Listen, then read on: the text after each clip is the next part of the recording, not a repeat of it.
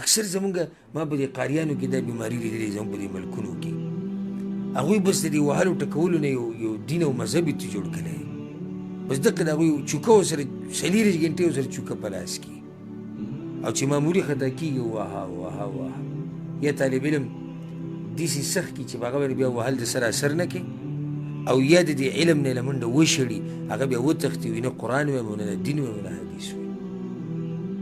بعضو له منډه دا ویلي چې وهل ټکول د سره شتي نه او بلکل چې دا طالب سره ظلم دی او د سره به لاس نه وړي نه شریعت کې ثابت دي سزا ورکول خو چې د هغې خپل آداب او شروط دي نو استاذ به رحمدلی استاذ به رحمدلی او هر کله چې عالم رحمدلی او استاذ مشفقي نو د ده خبره هغه اثر کوي او د ده په خبره کې برکت وي ځکه چې شاګرد پوهېږي چې د استاذ په ما باندې مین دی زما سره محبت دی الله خپل پیغمبر ته وایي ګوره الله پیغمبر ته وایي ولو كنت فظا غلیظ القلب لانفضوا من حولك ای پیغمبره که چېرته ته سخت زړه والا سړی وې که نه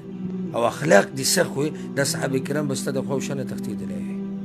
او پیغمبر صلی الله علیه وسلم نرمدیله و رحیم او کریم انسان و استاذ له پکار چې هغه مشفق حدیث د معاویه رضی الله عنه مشهور حدیث ته محسوس و پیري بیان کړی هم دی ملګرو ته کله چې هغه مانځه کې هغه اپرنجی وکړو یو کس او الحمدلله وی هغو له جواب ورکړو او صحابه کرام ویره و چې ته مانځه کې ولې جواب ورکړو نو هغه وایي زه ناست وم او پیغمبر صلی الله علیه وسلم مانځه نه بعد راغی او زه سخت یره کې وم چې ګوره ما ته به څه وایي وی راغی په ما یې لاس کېښه وی ما ته وی چې معاویه په دې مانځه کې څوک دا خبرې نه کوي دا بارایي خبرې په مانځه کې دننه نه کوي نو بیا یې دا ووایي وی په هغه ذات مې دې قسم وي د چا په لاس کې چې زما ساده ما د پیغمبر صلی الله علیه وسلم په شان استاذ وی نه دی لیدلی چېرته داسې په داسې ښایسته طریقې سره هغه پوه وکړو هغه بانډچي راغی او د پیغمبر صلی الله علیه وسلم په جومات کې په ولاړه میچازې وکړې صحابه کرام ورپاسېدو غوسه شو ته دا دې څه وکړو پیغمبر صلی الله علیه وسلم لا تزریمو پرېږدئ اوس پې دا میچازې مه پرې کوئ تاسو د نور نقصان ورکوئ بیا پسې ورغی ورته وي جوماتونه دې دپاره نه دي جوماتونه کې څوک میچازې کوي نو هغه دومره د پیغمبر صلی الله علیه وسلم متاثره شو چې بیا دا دعا وکړه یا الله ما وبخه او محمد صلی الله علیه وسلم وبخه او په دې صحابه کرامو کې یو مه بخه دومره د پیغمبر صلی الله علیه وسلم هغه اخلاقو د استاذ هغه شفقت په هغه باندې اثر وکړو یو ځوان چې راغی ویل رسول الله زنا کومه پیغمبر صلی الله علیه وسلم د ځان سره کښېنه اوس که زموږ خوا ته راشي څوک راته وایي چې زنا کوم مله اجازت راکړه موږ به واله ټکولی چې بدتمیزه او بېدینه داسې طریقه ده پیغمبر صلی الله علیه وسلم د ځان سره کښېنو وي د خپلې خور دپاره غواړي وي نه وي د ترور دپاره غواړي وي نه وي د مور دپاره غواړي وي نه وي د بل دپاره یې څنګه غواړي نو هغه کس وایي زه چې د پیغمبر صلی الله علیه وسلم خوا ته راتلمه نو سخت شوق مې و زینا ته او چې تلمه نو په دنیا کې که زما یو شی بدي شو نو هغه زینا مې بدي شوه ښایسته اخلاقو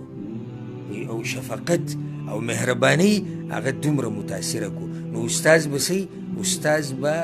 نرم زړهوالی استاذ به د شاګردانو سره محبت کوي د هغوی حال احوال به تپوسي پیغمبر صلی الله علیه وسلم به چې کوم صحابي به یو څو پیري به یې ولېدو په جومات کې ملګري به یې پسې ولېږل تاسو راشئ تپوس وکړئ پلانی کوم ځای کې دی او داسې یي موږ باندې داسې اوقات تېر شوي دي په تاسو تېر شوي دي کله چې موږ سکول کې سبق وایي یا په مدرسو کې یا په یونیورسټیانو کې نو د هغه استاذ سره به زموږ طبیعت ډېر لګېدو چې هغه به مهربانه و هغه سره به زموږ طبیعت لګېد د هغه پیریډ ته د هغه درس ته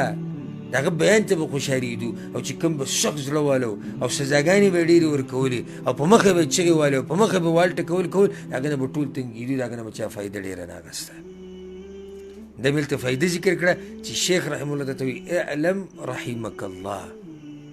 ځان پوه که په دې باندې الله دې په تا باندې رحم وکړي یو بله فایده ته ذکر کوه او هغه ده ډېره ناشنا فایده اول تا ته شیخ څه وي ځان پوه که بیا یې دعا وغوښته ستا دپاره د رحمت نو دوه خبرې یو ځای کړي چې هغه لوی خیر دی هغه ټول خیر یې را جمع کړو اولنی خیر څه دی ځکه چې شر همیشه چې راځي هغه د دوو طرفونو نه راځي انسان ته چې شر رسي د دوو لارو د طرف نه رسي یوه لار انسان ته چې شر رارسي هغه د جهالت ته راسره راسي او دویم د ګناهونو د لاسه نو شیخ ته څه وایي وی اعلم ځان پوه که نو جهالت ختم شو. بیا وی رحمک الله، الله دې په تا رحم وکړي، ګناهونه دې ختم شو. نو چې کله جهالت ختم شو او ګناهونه ختم شو، خو الله ته کامیاب کړي که نه. نو شیخ په دې مختصر جمله کې هغه دواړو مسلو ته څه وکړه؟ اشاره ورته وکړه. په دې باندې به اکتفا وکړو او انشاءالله سبا بیا هغه خبره به ذکر کوو چې شیخ رحمه الله د دې نه بعد څه وایي، کومه خبره ده چې هغه وایي زده که، کومه مسله ده چې هغې ته اشاره کوي او موږ ته دا وایي چې الله دې په تا باندې رحم وکړي. نو دا مبارک درسونه روزانه به انشاءالله په دې ټایم باندې، او موږ به کوشش کوو چې دغه بنیادي مسایل په ښه طریقې سره تاسو ته واضح کړو، په اسانو الفاظو سره واضح کړو. کوشش کوئ، محنت کوئ، دې درسونو ته کښېنئ. الحمدلله الله لارې اسانې کړي دي. انټرنیټ هر سړي سره په جیب کې پروت دی، موبایل دی، دا درس ګوره، لیکه، چې کوم بنیادي مسایل دي هغه لیکئ، خپلو بچو ته یې بیانوئ، ملګرو ته یې بیانوئ، په جوماتونو کې یې بیانوئ، کوم چې دعات علما دي په درسونو کې یې بیانوئ. ډېر برکت والا موضوع ده توحید، او ډېر خیر والا درس دی هغه چې هغه تعلق ساتي د عقیدې